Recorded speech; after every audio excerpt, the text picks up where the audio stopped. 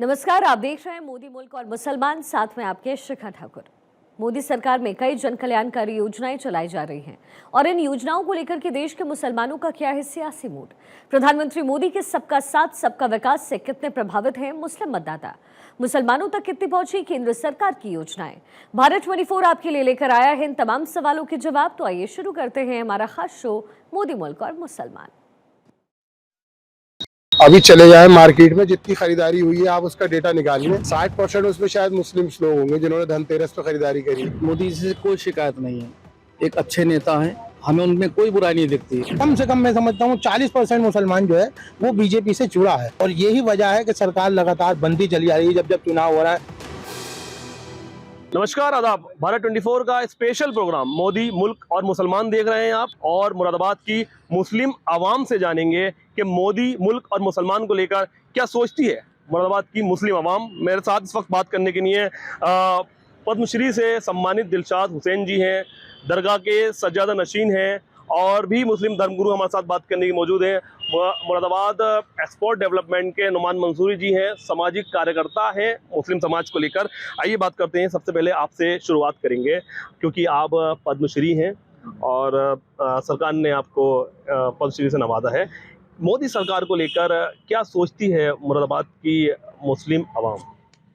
मैं दिलशाद हुसैन, पद्मश्री अवार्ड से सम्मानित, मुरादाबाद यूपी है। मुसलमान मोदी जी को अच्छा समझती है और अच्छे काम कर रहे हैं, और ख़ास तौर से दस्तकारों के लिए अच्छा काम कर रहे हैं। उसकी वजह यह है कि दस्तकार मैं भी हूँ और भी हैं, और मुरादाबाद के अंदर 2 पद्मश्री, एक मैं हूँ और एक यादव जी हैं। तो ये बहुत बड़ी बात है कि मतलब मैं पद्मश्री, और इस सरकार के अंदर मैं इसका बहुत सरकार का शुक्रिया अदा करता हूँ। दूसरी चीज़ एक और, कभी हमने सोचा भी नहीं था, आज तक हमारे बूढ़ी चले गए, हमारा आइटम मोदी जी जर्मन लेके गए और ख़ुद देकर आए, ये हमारे लिए बहुत बड़ी बात है।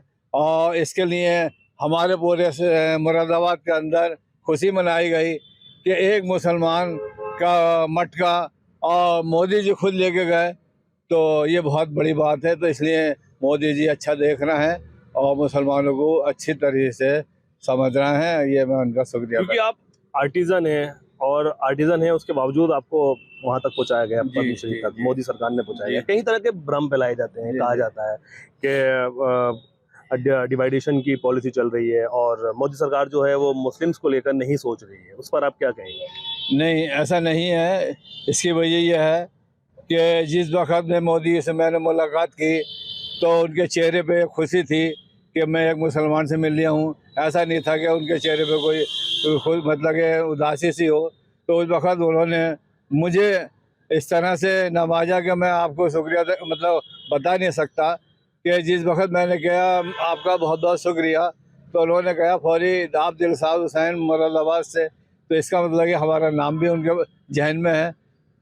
मुरादाबाद का मुसलमान क्या सोचता है मोदी सरकार को लेकर आपके नज़रिए से? देखिए, मेरे नज़र में तो अच्छा सोचता है, और ख़ास तौर से दस्तकारों के लिए बहुत अच्छी स्कीमें हैं और दस्तकारों को वो समझ भी रहे हैं। मैं इसलिए ये बात कर रहा हूँ। क्या कहना चाहेंगे आप मोदी जी के लिए? मोदी जी के लिए मैं कहना चाहूँगा कि अच्छा मुसलमान सब बर्ताव है और ऐसे ही रहे, तो उम्मीद है कि आगे भी हम आगे बढ़ेंगे, और अभी हमें पद्मश्री के अलावा पद्म भूषण भी मिलेगा, भारत रत्न भी मिलेगा, ये हम उम्मीद रखते हैं मोदी जी से। अच्छा नुमान जी, क्योंकि आप एक्सपोर्टर्स से जुड़े हैं, मुरादाबाद डेवलपमेंट एक्सपोर्टर्स की जो एसोसिएशन है, आर्टिजन की एसोसिएशन है, आप उससे जुड़े हुए हैं। एक्सपोर्टर्स के बारे में आप बेहतर जानते हैं, कारोबार के बारे में आप बेहतर जानते हैं। क्या स्थिति चल रही है इस वक्त कारोबार को लेकर, और एक्सपोर्टर्स क्या सोचता है, क्या उम्मीदें रखता है मोदी सरकार से? देखिए, पूरे एक वर्ल्ड वाइज इस वक्त मद्दा है, अब पूरी मंदी जो है गुजरी है। अब दिवाली को लेके थोड़ा सा लोगों का कारोबार खुला है। पिछले 1 महीने में लोगों की चमक आई है, लोगों के पास जो स्टॉक था वो ख़त्म हुआ है, वरना ये मंदी जो है पूरे देश में क्या पूरे विश्व में चल रही है इस टाइम। मोदी सरकार योजनाएं भी लेकर आई है एक्सपोर्टर्स के लिए, कारोबार के लिए। कारोबार को लेकर क्या स्थिति है इस वक्त, और मोदी सरकार ने क्या इसके लिए बढ़ोतरी के लिए क्या काम किया है? देखिए, एक तो आपके सामने अभी पद्मश्री साहब हमारे दिलशाद हुसैन साहब आपके सामने जिंदा सबूत खड़े कि हमारी पहली बार हमारे किसी आर्टिजन साथी को पद्मश्री से सम्मान मिला, तो ये एक बड़ा इनिशिएटिव है और इस इंडस्ट्री को पहली बार मिला है, तो ये तो उनका शुक्रिया है, पूरी इंडस्ट्री के लिए उनका काम है। हमारे आपस में हिंदू मुस्लिम सिख ईसाई आपस में सब एक होकर त्योहार बनाते हैं, सब एक साथ रहते हैं। आप अभी चले जाएं मार्केट में, जितनी खरीदारी हुई है आप उसका डेटा निकाल लें, 60% उसमें शायद मुस्लिम्स लोग होंगे जिन्होंने धनतेरस पे खरीदारी करी है। आप देखें रास्ते में जितने शोरूम्स थे स्कूटरों के, उसमें मुस्लिम महिलाओं की लाइन लगी हुई थी। तो ऐसा कहीं प्रतीत नहीं होता कि इस देश में कहीं कुछ अलग है। सब लोग मिलजुल कर अपने त्योहारों को सेलिब्रेट कर रहे हैं। चंद नेताओं की वजह से देश को जो है वो कहीं ना कहीं इस माहौल को बिगाड़ने की कोशिश की जाती है। बिल्कुल सही बात है। अच्छा, मेरे साथ इसी जो इन्होंने अभी बात कही है उस पर बात करेंगे, क्योंकि आप मुस्लिम धर्मगुरु हैं और दरगाह के सज्जदनशीन हैं। नईम चिश्ती आपका नाम है। चिश्ती साहब, क्या इस बात से आप इत्तेफाक रखते हैं अभी नुमान मंसूरी साहब ने जो बात कही है? अब देखिए, हम लोग दरबारों से वाबस्ता हैं। हमारे यहाँ हिंदू मुस्लिम सिख ईसाई सभी धर्मों को लोग आते हैं और हम सबको एक नज़र से देखते हैं, दूसरी नज़र से हम लोग कभी नहीं देखते, क्योंकि हमें ये सिखाया गया हमारे बुज़ुर्गों से। और दरबारों में आने वाले लोगों के लिए देखना भी एक नज़र से चाहिए।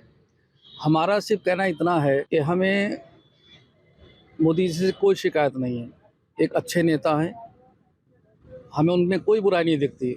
देखिए, मैंने कहा ना कि हम दरगाहों के लोग हैं, हम तो दरगाह की बात करेंगे पहले।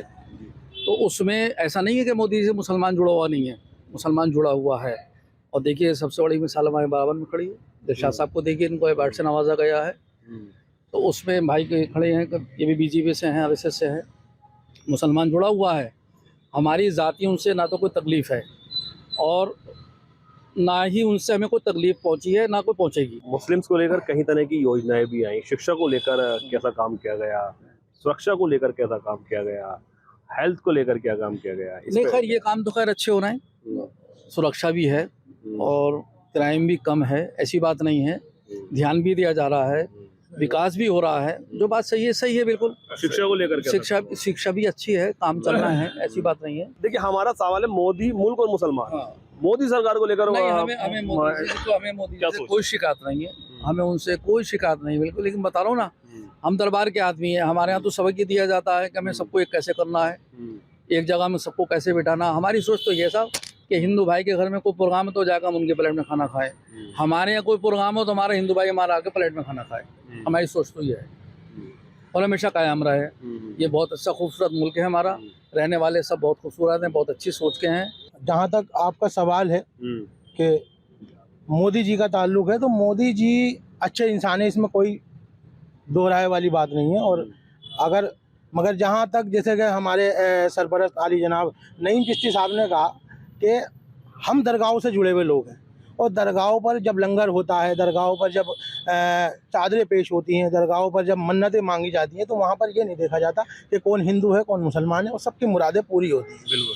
बहुत खुशी हुई थी जब मोदी जी ने ख्वाजा गरीब नवाज सरकार में चादर पेश की थी, और यही है कि मुसलमान इससे जुड़ना चाहता है। मैं समझता हूँ आज कम से कम मैं समझता हूँ 40% मुसलमान जो है वो बीजेपी से जुड़ा है, और यही वजह है कि सरकार लगातार बनती चली आ रही है। जब चुनाव हो रहा है बढ़ चढ़ के जो है बीजेपी आ रही है। देखिए, मुरादाबाद में मोदी मुसलमान और सरकार जी, मोदी सरकार ने जो स्कीमें दी हैं, देखिए पहली बार मुरादाबाद में अगर आप पूरे मुरादाबाद मंडल का करेंगे तो 32 मुसलमान लड़के पीसीएस, आईपीएस, आईएएस में आए हैं।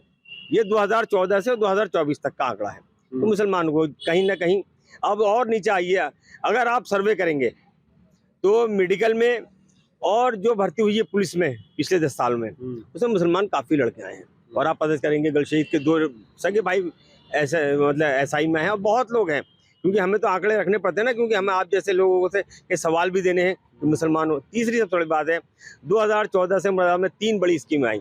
एक ट्रेन चली है, लोग बाग कहते हैं खतों से ट्रेन चलती, खतों से ट्रेनें नहीं चलती हैं। एक ट्रेन चली, एक यूनिवर्सिटी आई जिसमें सभी बच्चे पढ़ेंगे, शिक्षा पे भी काम हुआ। एक एयरपोर्ट खुला, जो हमारे अभी भाई ने कहा कि एक्सपोर्ट पे बढ़ावा पाएगा। ये तो 3 बड़ी स्कीमें थी जो सिर्फ मुरादाबाद के बारे में मैं आपको बता रहा हूँ।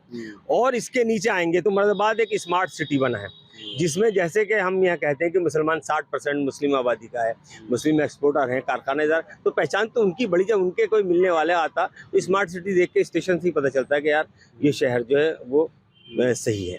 अब बात आती है रोजगार की। मैं नहीं समझता कि रोजगार में कहीं कोई कमी आई हो। ये एक आम बात हो गई है कि रोजगार की है। क्या हमारे शहर में किसी ने कोई खुदकशी करी? नहीं करी, नहीं है तो कहाँ परेशान है। आज परचेजिंग में देखिए आप, मुसलमान माशाल्लाह हमारी बुरखे की लाइन लगी हुई रहती है। जितनी हमारी हिंदू सनातन बहनें उतनी हमारी इस्लाम की बहनें। तो ऐसा तो ये सब एक सियासी हथकंडा है, लेकिन मुसलमान बहुत खुश है।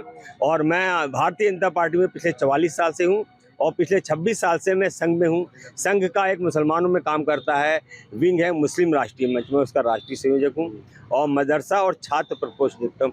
इसके जो मार्गदर्शक हैं वो गुरुवार इंद्रेश कुमार हैं, जो संघ के एक बड़े प्रचारक हैं और कार्यकारिणी सदस्य हैं। फिर भी आरोप लगता है मोदी सरकार पे कि कहीं ना कहीं भेदभाव करती है। नहीं, भेदभाव कहीं कहाँ करती है आप मुझे बताएं। मैंने अभी आपको सर्विसों में बताया, कोई भी है, मैं आपको एड्रेस दे सकता हूँ उन लोगों के। हमारे बिजनौर तो नंबर 1 है, हमारा मुरादाबाद तो बहुत पीछे है, लेकिन बिजनौर के हमारे जो मुस्लिम बच्चे हैं वो IAS IPS में बहुत तेजी से आए कि खानदान के 3-3 4-4 आए हैं, आज भी हैं। अभी जो योगी जी आए थे, उन्होंने DSP की जो ये पासिंग परेड करी थी, उसमें हमारे 4 मुसलमान हैं, ये अपने ही जनपद के। तो भाई साहब भेदभाव तो कहीं नहीं है, लेकिन जब आदमी अप्लाई करेगा, देखिए 4 आए, अप्लाई कितने करा था आप मुझसे ये पूछें। अप्लाई किया था 8 लोगों ने, कितनों ने किया था।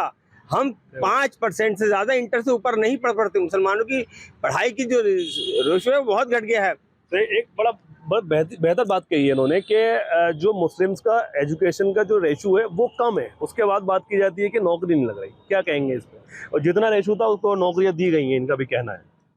देखिए, नौकरी तो जब मिलेगी जब हम लोग मेहनत करेंगे। जब हमारे वालिदैन ध्यान नहीं देंगे और हमारा इस पे जोर नहीं होगा तो जितना भी हैसियत के हिसाब होगी उस हैसियत के हिसाब से काम मिलेगा। इसमें तो दोष तो गवर्नमेंट को नहीं देना चाहिए ना। अगर हम मेहनत करेंगे, बच्चों को पढ़ाएंगे लिखाएंगे, सब कुछ करेंगे, तो फिर उनका नंबर भी आएगा, उनका नाम भी आएगा। और जब कोशिश ही नहीं करेंगे तो उसमें तो गवर्नमेंट को कहने का हमारा कोई हक नहीं बनता, और कहने भी नहीं चाहिए। जिसे साहब क्या आपकी क्या राय है इस बात पर? हमारे बाजार भाई जो कह रहे हैं बिल्कुल सही है, क्योंकि इनको बहुत जानकारी है इस मामले में, हमें तो इतनी नहीं है, तो इनकी बात जो हकीकत है।